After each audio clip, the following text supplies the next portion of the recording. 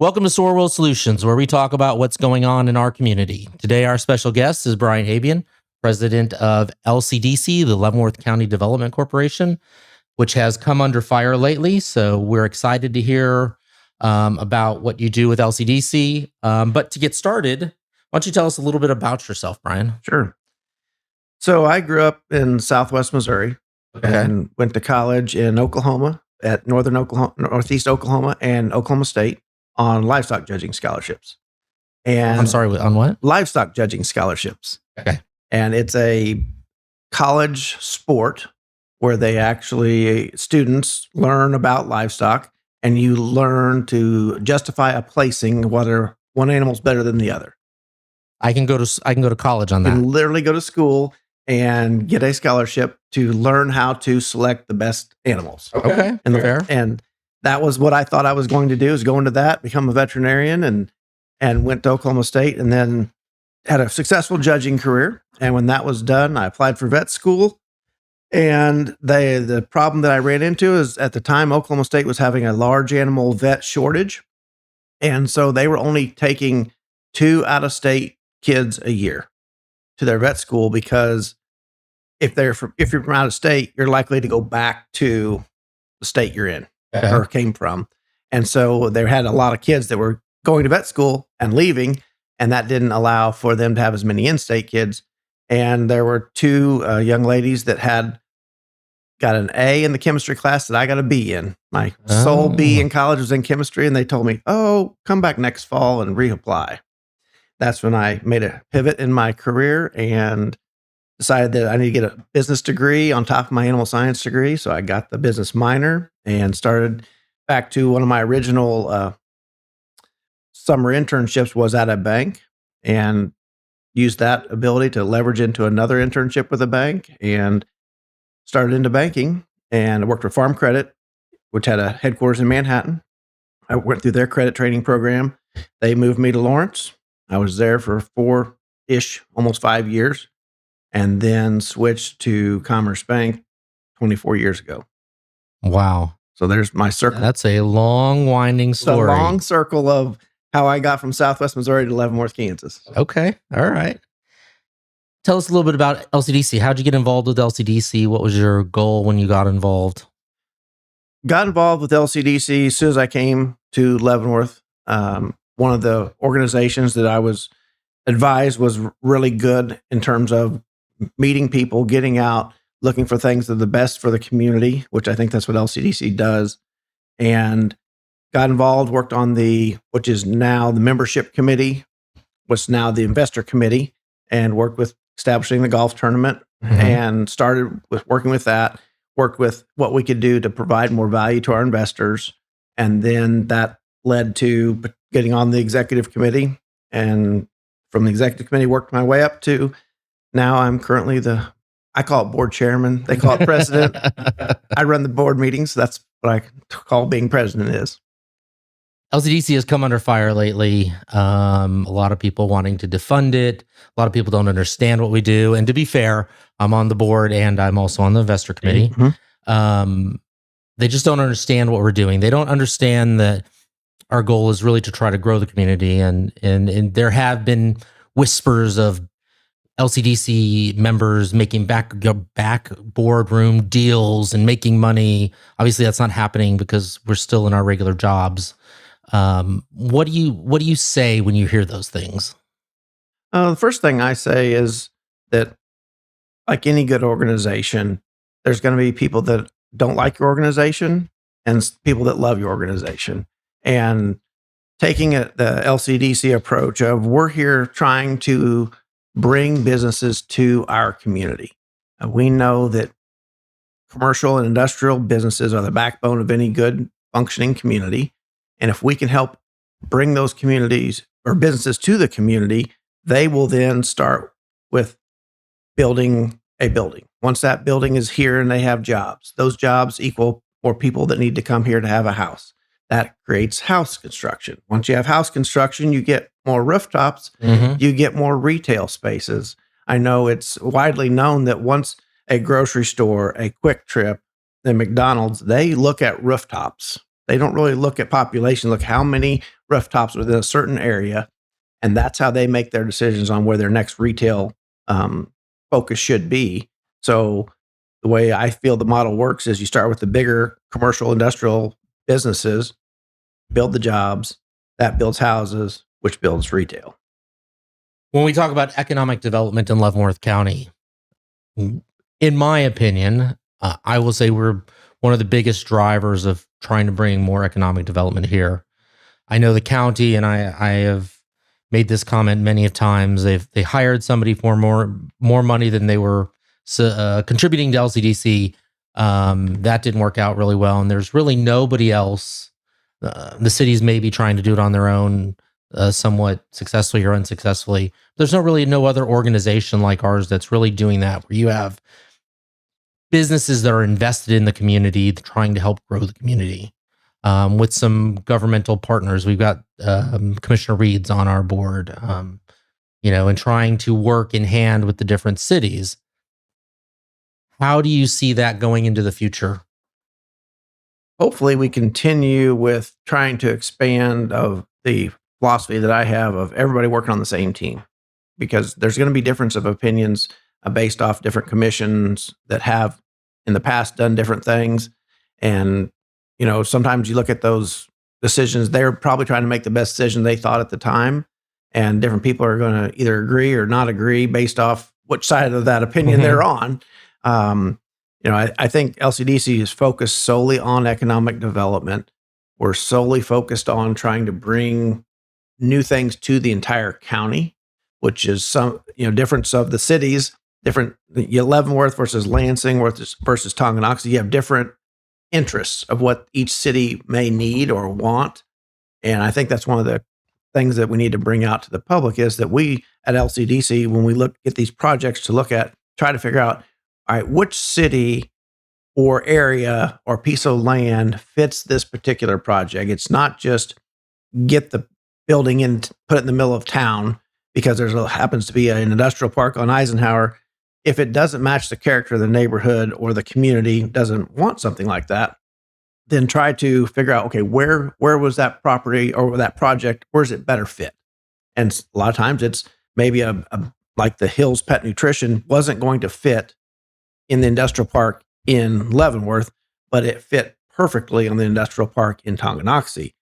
And then that industrial park had room for more competing companies / complementary companies who've now come to Leavenworth due to us getting Hills. So I think it's taking the advantage of, we have some diverse backgrounds of the cities, our sizes, what they each offer, and different buildings and companies that are coming to town are going to need different amenities.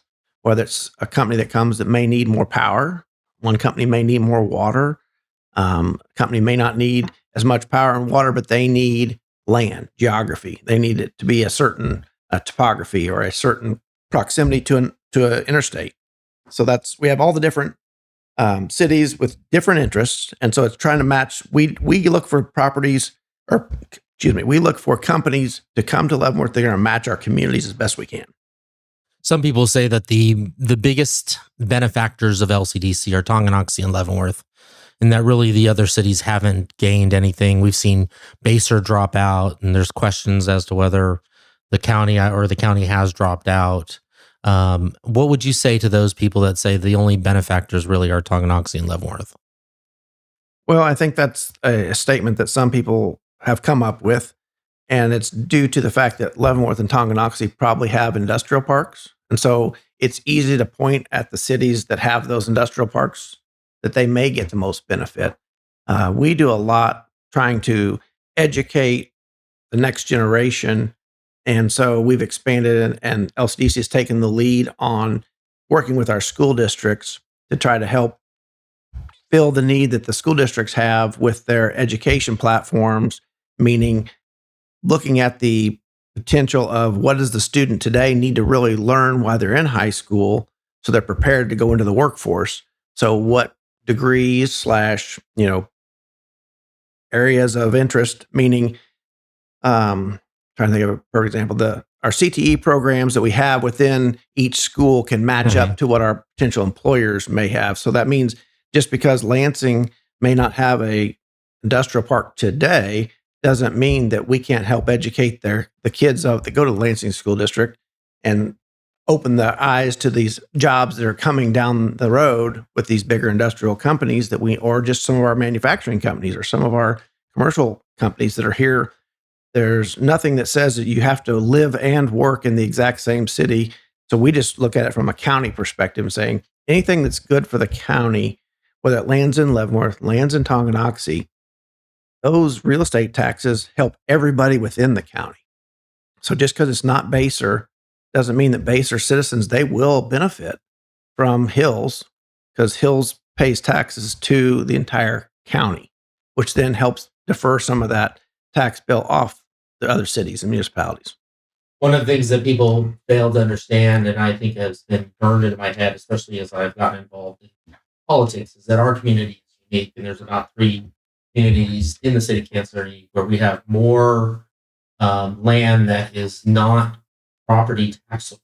The federal prisons, the state prisons, the fort, that they contribute in other ways by shopping in our community, but they don't contribute to property taxes. And so when we do get a Hills Pet Nutrition, and they're, like you're saying, everybody's benefiting because they're paying or going to be paying property taxes, which really comes to the abatement or the RHID question, right? Hills Pet Nutrition got involved with an RHID, which is one of the incentives that brought them. So they're abated for 10 or 15 years, I believe. I believe it's 10. Yes. 10.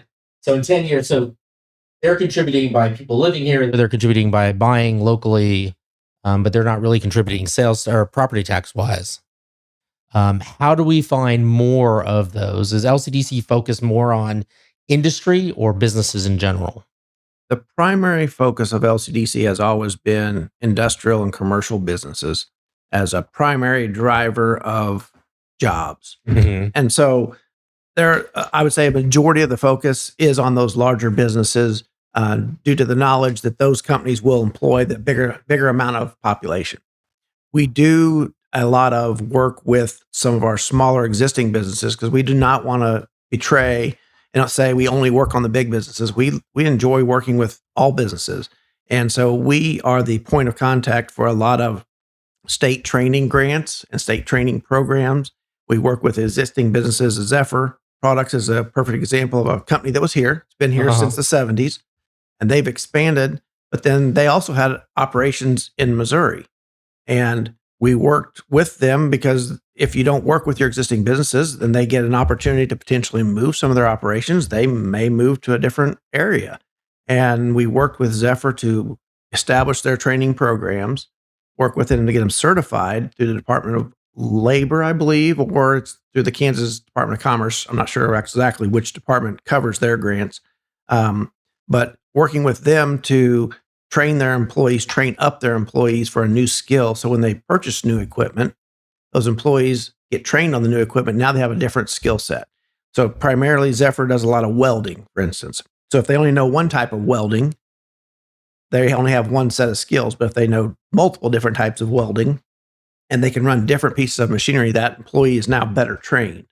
So we work with our existing businesses to help them grow their own workforce. And that kind of goes back to the CTE programs within our various schools is what does a Zephyr company, for instance, what do they need to help grow their population of workers?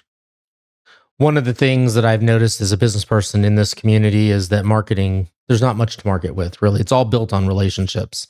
And I would say that as a director of LCDC, Lisa Hack, she does a great job. She has a lot of connections, but a lot of what we get from her are her relationships in the economic development community, which is why you can't just bring somebody in, much like the county tried, hire somebody in 1 year, get any sort of benefit from it because it takes so long to develop those relationships. Can you talk about some of the things that Lisa does in order to try to bring more business to our community? Sure.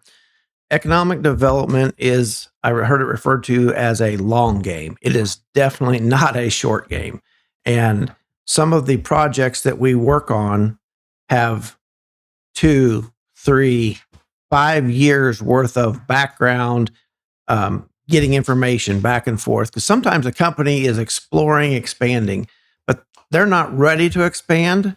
But when you get the lead at LCDC, a company of this size is looking to build a X 1,000 square foot building, we don't know if they have approved yet at their local office, or it's just we're hunting for a new space to grow and trying to see what, particularly maybe the state of Kansas has to offer over the state of Missouri or Minnesota. And then sometimes they throw those same questions to those folks in Minnesota as, hey, we're potentially going to build another building. Are you interested? And so a lot of what Lisa does as the executive director is go out and meet with site selectors. A lot of the larger corporations use site selectors to help narrow down a search. So if they want to be in a metropolitan area of a certain size, they don't really care if they're in Kansas City proper, or one of the suburbs, or Leavenworth, close to the city. They just want to be near an airport that has an international capability. Sometimes so the site selector will then throw out there, here's the 5 Midwestern cities that meet your criteria. Then those communities within that range will then all basically get a package from either the Kansas Department of Commerce, Kansas City Area Development Corporation, or maybe the site selector themselves of, here's this company, and they all have different code names somebody picks a code name to keep the company's name out of the initial request. And the reason is a company doesn't want to, using my example of the company that might be located right now in Minnesota, they don't want to let the Minnesota people know that they're looking in Kansas yet. And so that's why a lot of the code names on the projects are out there to protect the company that might be thinking about something, but they really aren't. They're maybe 5 years down the road thinking. Sure. So some of the projects, we've had a couple of them that have recycled themselves, and the company changed what they are looking to do based off maybe technology has changed within their industry, or maybe there's a company we worked with one time that completely changed their focus they had 3 product lines that they dealt with, and they were completely getting out of one of those product lines. Well, that was the product line that was supposed to expand into Kansas. So it completely changed that we were not going to be a finalist for that particular company because they basically got completely out of the feed processing, as I think was what it was. And they liked Kansas because we had a lot of commodities that were easily trucked, and they no longer were doing that business. So we lost out on that opportunity. Had nothing. Sometimes when we get these opportunities, 2 things happen. One, you get shortlisted to be a finalist for the project. That means that your properties that you pitched to them matched exactly or very close to what they're looking for. Then that company or that site selector will then go back and re-look at your proposal and pitch it to the company. The company will then tell us, hey, I like these 3 proposals. So they narrow it down to those 3 properties. They may all 3 be within the state of Kansas. So anything the state of Kansas can offer to that company is going to be exactly the same. So now it's, what can Leavenworth County differentiate itself from the actual other cities that may be bidding on the exact same project? That's the ideal situation. Then we compete by showing what our property has, and the company makes a decision and they land somewhere in Kansas. The other things that happen sometimes is once a company throws their opportunity out there, they find that there's no property that matches exactly what they're looking for. So they just pull it off the table and keep looking. And sometimes it means go to a different state. Sometimes it means if it's an international company, they may just pull the United States off their table because they couldn't find what they wanted here. So they go to Europe or Australia. And then the other times you can be a finalist for a project, which I know we have been, and for no reason, no feedback, the company disappears off the radar screen, which I know has happened. And the only way you ever find out what happens is if you've gotten to the point where you understand what the company's name actually was, and somebody happens to see a project, whatever, shows up and it lands in Arkansas. We had no idea they went to Arkansas. We just know that they cut off communication with us and no longer were interested in our sites. And it can be something as simple as our site was superior, but the CEO of that company liked Arkansas, the topography, the mountain feel better than our Kansas that didn't have mountains. It can be something simple as that. I know there's a specific example where the CEO made a decision that he just didn't like being in Kansas. Had nothing to do with anything that we had to do. Manhattan lost out. Lawrence lost out. Everybody else that bid on it had nothing to do with any of our sites. It's just that the CEO of that company said, I don't want to be in Kansas. So you never really know why unless the company specifically tells you. And my guess is less than 10% of the time, we really don't know why we didn't win a company coming here. How often do incentives play into that role? I think as long as we're competing within Kansas, the state level incentives are, like I said, the same. The state doesn't give Johnson County a different set of incentives than Leavenworth County. So if we're competing just within Leavenworth, the state of Kansas, it's the same. A lot of the times what the companies are looking for, the incentives are a part of it, but we have to look at it from, okay, if we have land, everybody has land. So what makes our land different? Does it have a rail spur? Well, Hutchinson has a wonderful rail spur. So that if we're competing directly with Hutchinson, they would have an advantage. Even if our land was the exact same price, we could give our land away for free. Theirs is a superior site because it has that rail spur. So a lot of times it's more, does your property actually meet what they're looking for first? Then you look at the next, peel the onion back a layer or two and say, okay, now what is the advantage of going to Kansas versus Missouri versus wherever? But all things being equal, for us to be able to compete with Johnson County, where the population is higher, we have to offer something that they're not going to get in Johnson County. So that's where we start to get into some of these state level abatements, whether it's RHID for homes, it's a TIF, whatever it is, property tax abatement of some sort. Those are the differentiating factors at times for whether somebody chooses us or somebody else. I think they can be. I think their incentives used correctly can help your bid improve, but some of those projects that we have lost out to other cities, let's use the Panasonic plant that came to DeSoto. We did not have enough acreage. So it wouldn't have mattered, again, if we had free land, we didn't have enough contiguous acres. Panasonic needed more land. DeSoto with the Army ammunition plant had the land. So there's an example of something we never were going to be able to get, no matter how many incentives we stacked upon our piece of property. It just physically wasn't big enough. And then some of the smaller projects, I think incentives could be used. However, you have to look at what's the benefit.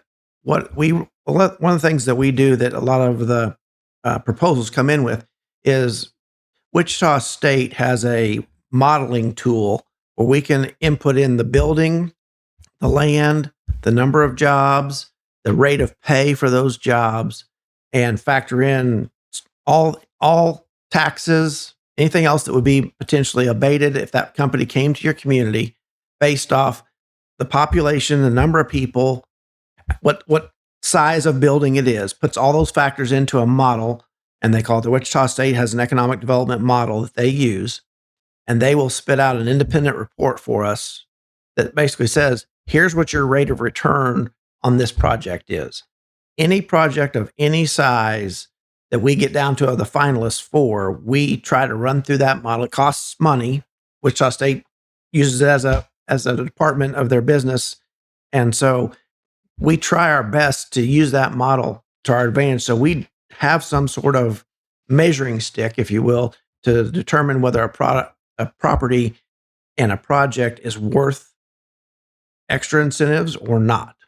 And some of them have incentives tied to them based off that model. And some of them, those incentives aren't worth the extra, effort that you have to give them that, because the model will tell us that it doesn't ever pay back, or it pays back within 5 years or 10 years or 20 years.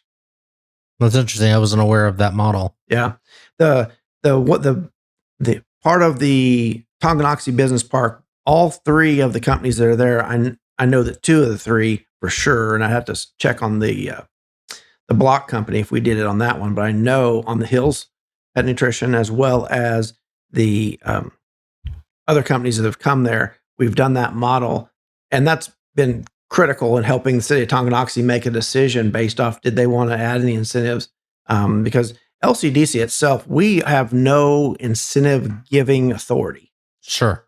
We are truly a marketing arm for the county, and each city makes the final say on any sort of tax abatement, any sort of building permit issues, planning, zoning. That's through the county and the city, and we try to help those companies through that process. But we don't have any ability to approve any extra funding. So it kind of helps with keeping the elected officials are the ones that are giving all the extra to a company. They have to look at what's the benefit for the city, for their county, for the group that they represent. Well, the city of Leavenworth is kind of unique because it has 2 business parks side by side. I think that's in itself kind of odd. There's been talk about if we had a better opportunity to get to I-70 or 435, if we could get there quicker, that those parks would fill up faster. And so this week, the county met with, and the city met with KDOT to talk about what they would like to see in the improvement of K5 as it goes out towards 435. What are your thoughts on the K5 project? I unfortunately did not get a chance to be there for their presentation. I do know the K5 project improvement is a KDOT funded project that they're looking at doing. And anytime you're improving a roadway for safety, which I believe is the main focus of that particular project, economic development will be a benefit that might come from a safer road. But I know that the main thought on that project is that road has been a small, narrow, winding road for a lot of years. And there's been a lot of wrecks and, things that could be avoided if they were, the hills weren't as tall and the curves weren't as sharp. And the way I understand it is that's what they're looking at doing, is just fixing some of those blind spots and curves, adding a little bit of a shoulder, which if there's a benefit that comes from it and it gets us faster to a different highway system like 435, then yes, hopefully it does help. But it's a to be determined effect if that's that project in itself is enough to get us a project landed. I think the business parks that we have here in Leavenworth are great for the size of the companies that we have there. And that's what I was mentioning kind of before. Some of those bigger companies are better suited for the Tonganoxie Business Park because of the geography of how many acres they need. A lot of the ones that are in the current business park are smaller buildings, which don't need as much truck traffic, which helps with them being able to locate there because they don't have as many trucks coming in and out every day, which is the main driver of needing to be close to interstates. But the second business park, how come we can't seem to get anything for that? That's interesting. I really thought once we started that project that there would be some businesses land real fast because now we had another product right next to a very successful park that had been developed over a 20-year period. And I think that there's some geography issues that are known, mostly housing butting up next to the backside of the project. But one of the things that I know the city of Leavenworth has been looking at doing is putting a bigger berm with a tree line. That would help the property, because there'd be less sight distance from the back door of somebody's house to an actual building. I think if we can, it's going to be, my vision is it would be more of a, excuse me, it's going to be a site specific company that needs a certain type of property that doesn't have to have a whole lot of outdoor. I know we've had some properties or projects that needed outdoor storage, something like that, where it's less building, more land needed, but yet they needed to be in a city limits and probably more office style driven building and less manufacturing. But, we're marketing it to anybody that wants to look at a piece of property that's going to be marketed to them. But it's zoned light industrial, isn't it? It is zoned light industrial, correct. Is the city willing to bend on that?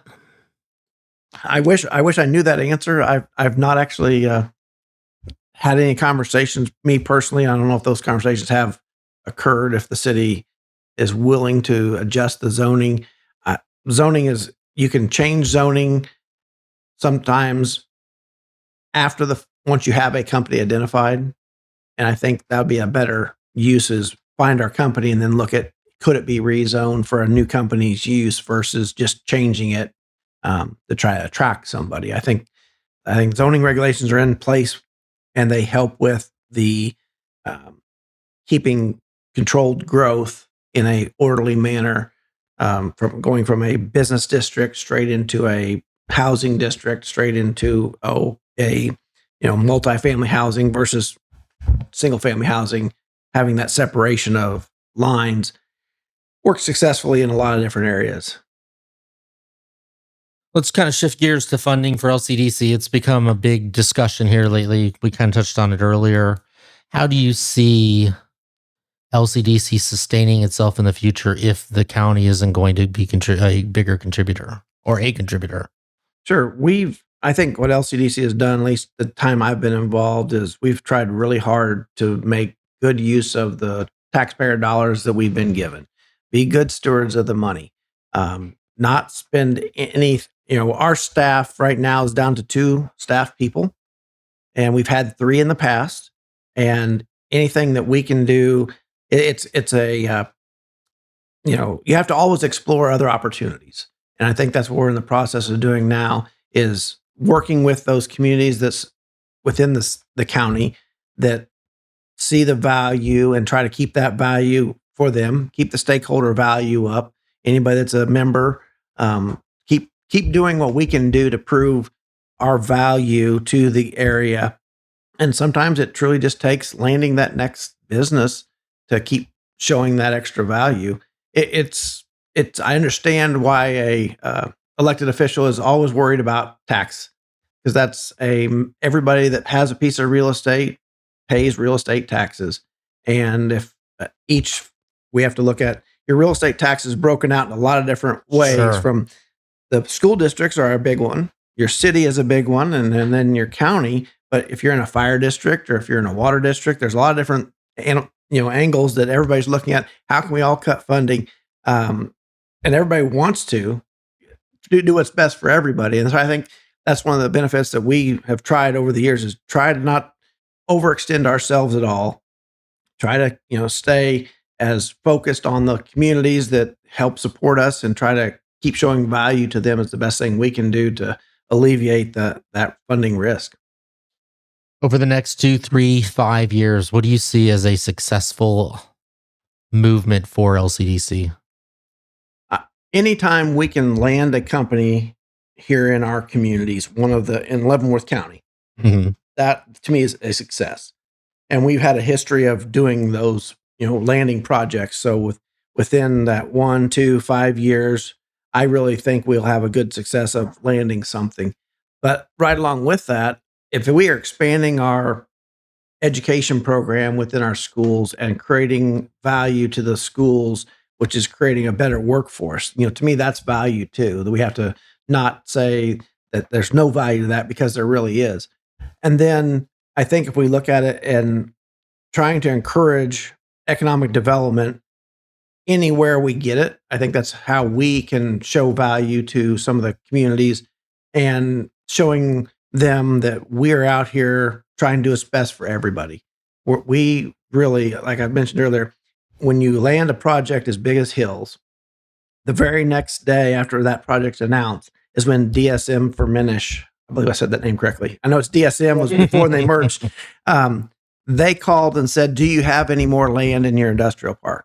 And now it was a roughly $50 million investment that they put in to the industrial park right next door to our $500 million Hills Pet Food project. So that shows how once you have one project land, a competing but not competing company immediately says we want to be there because we like what they did.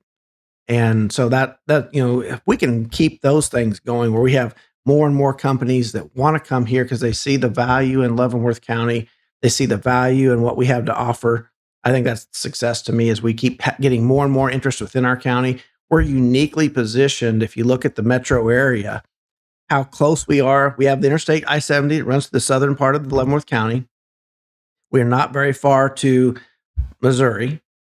And this is the part of the metro that has the least amount of commercial development. We have the most amount, I heard described, we have the most amount of green fields left if you took the area, Kansas area, and broke it into fourths, our quadrant, the northwest quadrant, has the most space still available. And I think we're going to continue to see the legends grow west. And what does that do? It grows right into southern Leavenworth County. So that kind of brings me to, there's been a big push from LCDC to educate the public. They've hired a marketing tool to help us do that. There was talk at one point about seeing if there was an appetite for possibly the community giving a mill or something towards economic development. How do you see that going in the future?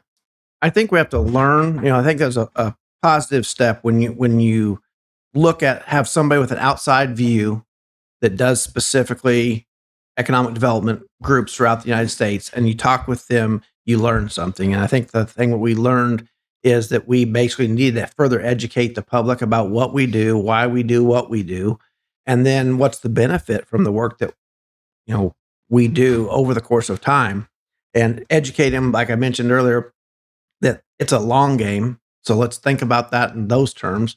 Everybody, we're an immediate gratification society. Yes, we are. So trying to help get around that stigma of that economic development is a different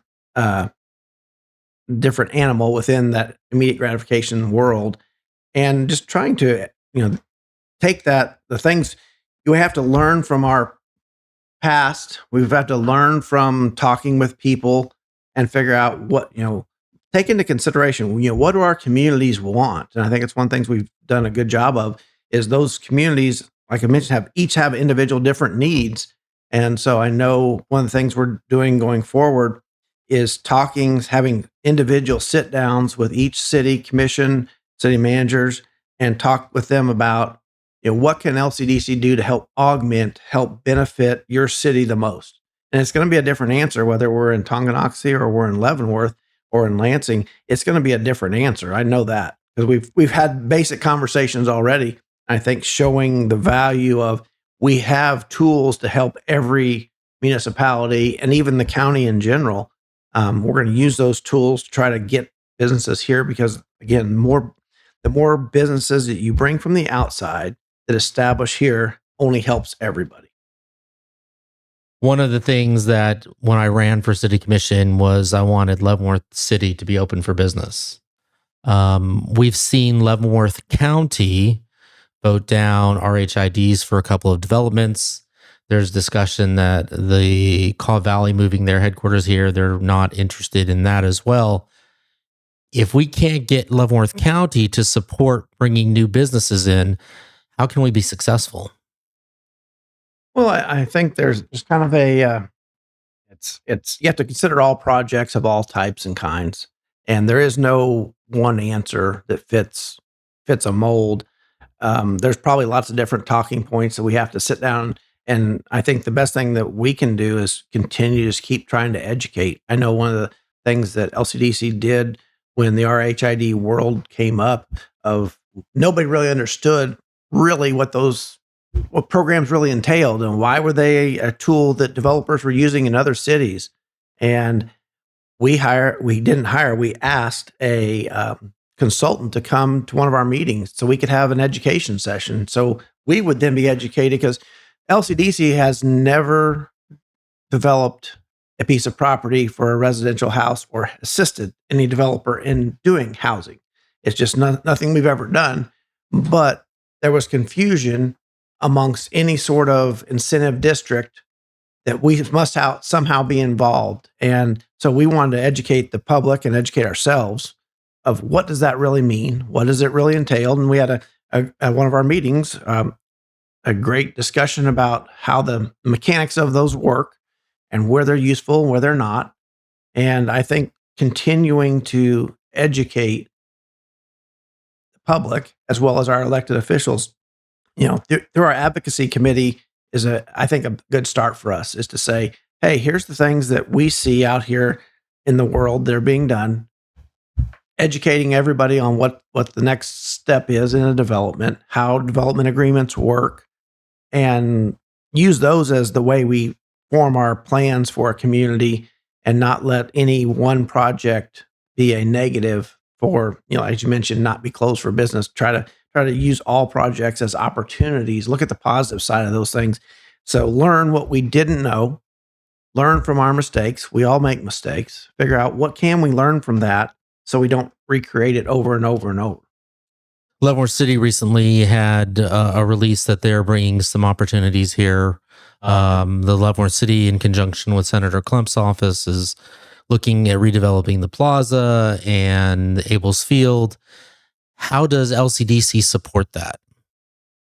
It's interesting because that is pretty well a retail component. And historically, LCDC we've been on the commercial industrial side, not as much on the retail side. So we will be in support of any sort of, programs that we can help with. The unfortunate, we've never done star bonds to know enough I know that Leavenworth this is their first foray into star bonds. And I know some of the other communities around us have used star bonds, and there's some understanding that everybody needs to figure out, what does that really mean? Again, talking about, we didn't really know what RHID meant before it popped up. A lot of people maybe misunderstood what star bonds actually do. And so I think if there's a way for us to help with the city of Leavenworth support their project, it's going to be as much education, what do star bonds actually entail, and what's the risk to the city, to the taxpayers within the city? How does that affect it? Does it affect it? I think those would be good things for us to help support it by, maybe educating people of what it's not and what it is, just from a factual standpoint. Is, we want to help cities and developers be successful. And that, as we've known for years, the plaza site is sat with nothing. And anytime you can redevelop something into a positive, there down the road, long game, it will produce tax revenue, which will potentially help, every citizen within Leavenworth County. I'm going to finish with this question on this topic. Okay. Of recently, the Kansas City Chiefs have put out RFPs for a stadium at 435 and I-70 on the north or the southeast corner, I believe. If that were to be built there, what would that do for Leavenworth County? If that happens, first of all, I think we should be excited, because first and foremost, that area is going to have to be built into a stadium facility, which gives us opportunities for our contractors, our heavy equipment operating companies, to potentially get bids to work on that. So that helps us with a job from a person that's living in Leavenworth County. Maybe it's a shorter commute for a job. Second thing is, once you have something of that magnitude, I think it definitely increases the chances of more people wanting to work, live near that type of facility, which bleeds right into what we were talking about earlier, is finding the next segment of land for that next set of development, which happens to be southern Leavenworth County, working towards Tonganoxie. What things did that bring? It's hard to tell of any direct correlation businesses that we might be able to attract. But I think if you rewound the clock back to when they started the Kansas Speedway project, I don't think very many people would have understood the magnitude of how big it was. And then it took a number of years for the Legends area to take off and be successful. But once it did, it was able to be a model that they keep using for the Star Bond package. Of it is bringing all the tax revenue shows up in Wyandotte County because of they made an effort to get the Speedway. I gotta think that if they make an effort and get, say, to Kansas or Wyandotte County together to get the Chiefs or a facility here, I gotta think it's going to continue to bleed over into our side of K7 and have more development or people that want to be in our county as well. Awesome. Now we're going to change gears. We're going to go to something a little less stressful, a little more relaxed. Before we do that, I like to shout out a nonprofit today. I'm wearing Stronghold Food Pantry. They provide services to servicemen on Fort Leavenworth that maybe have some food insecurities. They were extremely important during the government shutdown to help soldiers who needed some additional food for their families. And so if you have a need or a desire to support someone, that's a great nonprofit to support. Mm-hmm. So now we're going to get into some personal questions about Brian Habjan. All right. Now, before I get into this set of questions, your last name is pronounced Habjan, but it's Habjan. That's correct. Can you tell me how and where that originates from? You bet.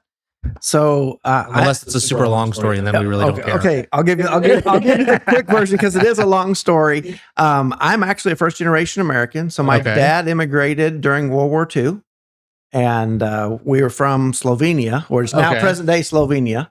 Is the area of the world as part of the Austria-Hungary, some of the Baltic area there, and basically they fled during World War II and got over to the United States, and then my dad grew up down near Pittsburgh, Kansas, and then basically grew up there. And then myself and my 5 other siblings all resulted from him coming over here from Europe. Okay. And both your parents are immigrants? No, my mother's from actually Southern Olathe. She grew up on a farm down in Southern Olathe, and they met in college at Pittsburgh State. Oh, that's awesome. Okay. Here we go into our what we call the rapid fire questions. All right. Coffee or tea to start the day? Oh, coffee. Coffee. Black or with something in it? Oh, straight black. More sludge, the better. Okay. First job you ever had? I would say working on a farm. Okay. First real job you ever had? First real job I worked was for Farm Credit straight out of college. Okay. One habit that keeps you productive? Habit? I don't know. I guess since I have a small farm, getting up every morning, having to feed some sort of animal gets me up and gets me going every single day. Okay, so I don't think I realized you own a small farm as well. Yep, I live on 70 acres, kind of north of Linwood, south of Baser, so kind of out in the southern Leavenworth County. So you're a farmer, a banker, civic leader, and business leader as far as LCDC. And parent. And a parent. Yep. And you found time to be on our podcast. Thank you. Yes. I appreciate that. Favorite place to grab lunch in Leavenworth County? Oh, wow. I'm pretty partial to the town pub. I really enjoy it. Okay. They have a great hamburger. I mean, I think it's probably one of the better hamburgers in town. You were the first person in 45, 46 episodes to ever say town pub or call out the town pub. That's awesome. Okay. One thing people would be surprised to learn about you. I think that, that I'm a first generation American is pretty surprising to a lot of people that, you grow up in school. And one thing that I learned how I was unique was we were talking about qualifications to be president of the United States. And I realized that my dad could never be president of the United States because he was not an American born citizen. He was an immigrated citizen. That's interesting. My mother immigrated from Cyprus. Okay. And ended up getting in an arranged marriage at 16 years old to a 30-year-old man. And anyways, and then she ended up getting divorced and marrying my dad, who was a first-generation American. So it's kind of interesting. Best piece of advice you've ever received? Always telling the truth. Honesty will never get you in trouble. People may not like the results of being honest, but it'll never get you in trouble if you're always honest. What's your go-to stress reliever for a week during the week? I enjoy when I get home at night going out, and I call it talking with the animals, because they don't talk back. They might moo, and they might, cats might meow and dogs might bark, but I enjoy. That's my biggest stress relief, is go out and talk through my day if I need to relieve some stress. That's awesome. Book or podcast or movie you would recommend? Wow. I can tell you I'm more of a podcast, and kind of sounds bad. I like snippets of things. Okay. So I'm my kids make fun of me I like to get some reels that have a 1-minute segment of this show to that podcast. And I like just the little bits and pieces of lots of different things. One thing you think Leavenworth County does better than people realize? I think we do a fair amount of working together. I know some people don't believe that, but really, as long as I've been involved with LCDC, it's the one group that I told somebody when I got involved was rarely could you take a board of directors that happens to have representation from most every bank in town, and we all put our personal opinions aside and decide what's the best for a company. And it may be none of us get a loan on a particular property because the company is working with a different financing company, and all of us are okay with that because we know it's better for the community. An interesting spot in Leavenworth County that you'd like to go to? Interesting spot. I since I'm near southern Leavenworth County, the Kansas River goes through southern Leavenworth County. Basically, that's the border between Johnson and Leavenworth County. And so I like to go down by the river. It's kind of a neat. It's a sand. Kansas River is actually I can't remember. They call it a prairie or a sand river, where it's not really in the middle of summer. You can literally walk across it in most every spot because it's wide channel, not very deep. I didn't know that. If you could fast track one improvement in the county, what would it be? I would say our ability to, again, continue to work together, but identify our roads projects and transportation is going to always be important. And identifying those roads that we need to improve the fastest, that helps everybody, get from point A to point B better. And finally, what's one leadership trait you think everyone should develop? Leadership. I think leadership comes in different forms and fashions from every person. There's people that are going to be sitting in the back of rooms that actually are better leaders than some of the people that are up front talking all the time. I think being a good leader, you have to have a good mix of listening and communicating and leading people. If you use a sports analogy, sometimes the quarterback is perceived as a great leader, but sometimes it's one of the offensive linemen that actually leads everybody because they lead by example. And so maybe it's not always being the leader. A great leader is not somebody that talks all the time. A great leader is somebody that can analyze the situation, figure out what's best for the group or whatever direction you're going, and figuring out what's the best thing for everybody. Sometimes it comes in with things we don't like, but unfortunately, a leader does what's right for the group or the good of the cause. Bonus question. All right. Do the Chiefs make the playoffs? After Sunday, yes. Before Sunday, I would have said no. That's all we have for this week's episode of SorWil Solutions. Brian, thank you so much for being here. I know we had to juggle schedules and to make sure it happened. I was really excited about having you because you are a community leader. You are so involved with our community. I don't think people really understand how much you give of yourself. And so I know we appreciate it at SorWil. I know the community should appreciate it. And so we're really glad that you were able to make time to be here and give us your opinions on everything. Great. Thank you very much. We'll look for you guys next week on SorWil Solutions.